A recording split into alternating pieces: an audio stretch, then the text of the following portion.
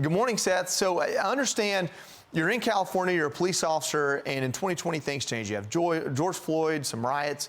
Explain to me how quickly that changed and what it turned into. Yeah, good morning.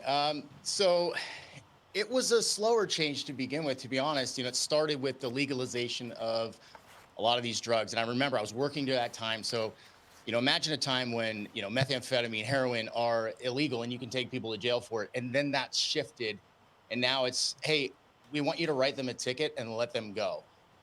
That right there was the beginning of the downslide in California, and honestly just killed the morale in the police department, because you sign up to do a job to protect the community, and now you're being told, hey, we don't actually want you to do that. That's too scary. So we just want you to be out there. And that kills the joy for so many people, right? People get into this line of work so they can protect the communities that they live in. So losing that ability, it absolutely killed all the morale in the police departments there in these liberal states. Yeah, and the proof's kind of in the numbers here. We've got a stat here, or a graph, that shows 6,300 police officers left. That's left California. That's down 8.49% since 2020. You look at that and you go 8.9%, but that's thousands of officers leaving California. You ended up leaving. You went to Idaho. Tell me what it's like being in a red state that you feel like is maybe not pro-police, but supporting the idea of policing and law and order.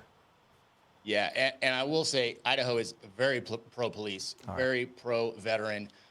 There are 22,000 veterans and probably the same amount of former and current first responders that live in the Panhandle. And that's just that tiny little skinny piece up north in Idaho.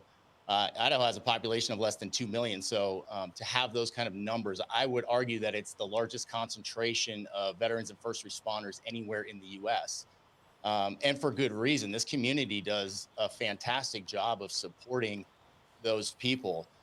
I moved here and I switched careers and I got into real estate. Now I co-own a real estate team called Your North Idaho Agent, and we specialize in helping conservative families move here.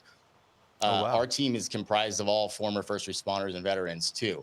And the things I see in this community, the support and the love that these people get, I mean, there are numerous community activities. You've got, we did a free ice skating event last year and we had hundreds of families show up to that ice skating event.